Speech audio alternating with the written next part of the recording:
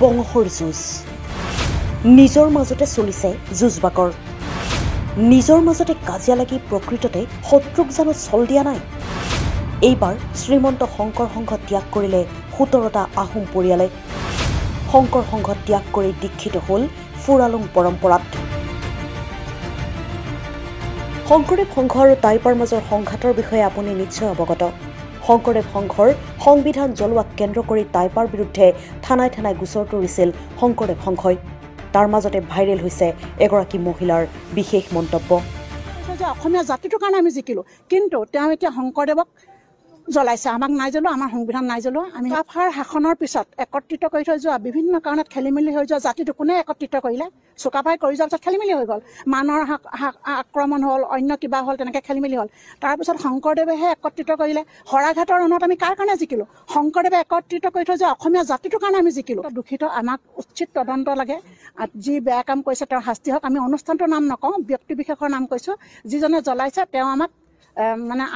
ক্ষমা খোজক আৰু তাৰ উপৰি একেগৰাকী মাকে জন্ম দিয়া সন্তান যজা সন্তান দুটাৰো মনৰ মিল নহয় তেওঁ কেনেকৈ ভাবি ল'লে তেওঁৰ লগত আমাৰ মনৰ মিল হ'ব বুলি আৰু আমাৰ বেলেগ আদৰ্শ নাই গুৰুজনে যি দি গৈছে চুকাফাৰ শাসনৰ পিছত একত্ৰিত কৰি থৈ যোৱা বিভিন্ন কাৰণত খেলিমেলি হৈ যোৱা জাতিটো কোনে একত্ৰিত কৰিলে চুকাফাই কৰি যোৱাৰ পিছত খেলিমেলি হৈ গ'ল মানৰ আক্ৰমণ হ'ল অন্য কিবা হ'ল তেনেকৈ খেলিমেলি হ'ল তাৰপিছত শংকৰদেৱেহে একত্ৰিত কৰিলে শৰাঘাটৰ ৰণত আমি কাৰ কাৰণে জিকিলো শংকৰদেৱে একত্ৰিত কৰি থৈ যোৱা অসমীয়া জাতিটোৰ কাৰণে আমি জিকিলো পিছে এইবাৰ গহপুৰৰ ককিলাগুৰিৰ 17টাকৈ পৰিয়ালে শ্ৰীমন্ত শংকৰ সংঘ ত্যাগ কৰি ফুৰালুং পৰম্পৰাত দীক্ষিত হ'ল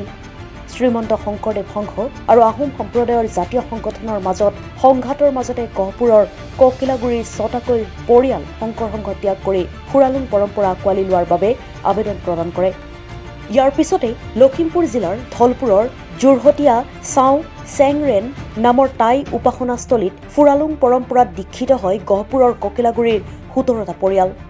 ধলপুৰ যোৰহতীয়া চাও চেংৰেন আমসুচিং পয় ফুৰালুং তে মামু বকলতেৰা জন্মান খেউসু খেউতে ফাতু সিং পহং ডাংলাই ফি হকিতি হিতন মই মি সাউ কাব ৰমলামো বানক বানটু তিখেন্তি বালতি হকিতান খেউকিতি হিতকেন বইব সাউ কাব ইয়াৰ পূৰ্বে গহপুৰৰ ককিলাগুৰিত অনুষ্ঠিত মেডাম মেফিত সভাপতিত্ব কৰাৰ বাবে শ্ৰীমন্ত শংকৰদেৱ সংঘৰ ককিলাগুৰি প্ৰাথমিক শাখাই চাও চন্দ্ৰ বৰুৱাক ধৰ্মদণ্ড আৰু সংস্কাৰৰ বাবে পত্ৰ প্ৰেৰণ কৰাৰ পাছতেই আহোম জাতীয় সংগঠনৰ সৈতে সংঘাত আৰম্ভ হৈছিল টাই আহোমৰ পৰম্পৰাত অনুষ্ঠান মেডাম মেফিক অপবিত্ৰ আখ্যা দিছিল শ্ৰীমন্ত শংকৰদেৱ সংঘৰ কেইজনমান বিষয়ববীয়াই আৰু তাৰ পিছতেই দুয়োপক্ষৰ মাজত আৰম্ভ হয় সংঘাত প্ৰথমে টাইপাই সংঘৰ সংবিধান জ্বলোৱাৰ বিৰুদ্ধে সংঘই তৰিছিল গোচৰ ৰাজ্যৰ প্ৰান্তে প্ৰান্তে সংঘই দাখিল কৰিছে এজাহাৰ সংঘৰ এজাহাৰৰ ভিত্তিত এজনো আহোম সংগঠনৰ নেতা গ্ৰেপ্তাৰ হ'লে অসম বন্ধ কাৰ্যসূচী হুংকাৰ দিছিল টাইপাই এই বিতৰ্কৰ পিছত শ্ৰীমন্ত শংকৰদেৱ সংঘত খহনীয়া গহপুৰত 17টা পৰিয়ালে এৰিলে সংঘ ককিলাগুৰিৰ 17টা পৰিয়ালৰ ফুৰালুং ধৰ্ম গ্ৰহণ শেহতীয়া বিতৰ্কৰ পাৰ্শ্বক্ৰিয়াত 17টা পৰিয়ালে এৰিলে সংঘ এতিয়া সামগ্ৰিক পৰিৱেশ দেখি বহুতৰ মনত উদয় হৈছে প্ৰশ্নৰ লাচিত বৰফুকনৰ কষ্ট অথলেহে গ'ল নেকি সংঘ এৰিবনে জাতিগত পৰিচয় এদিন বৰ অসমৰ সপোন দেখা শান্তি সম্প্ৰীতিৰ অসমত এনেকৈয়ে থানবান হৈ যাব নেকি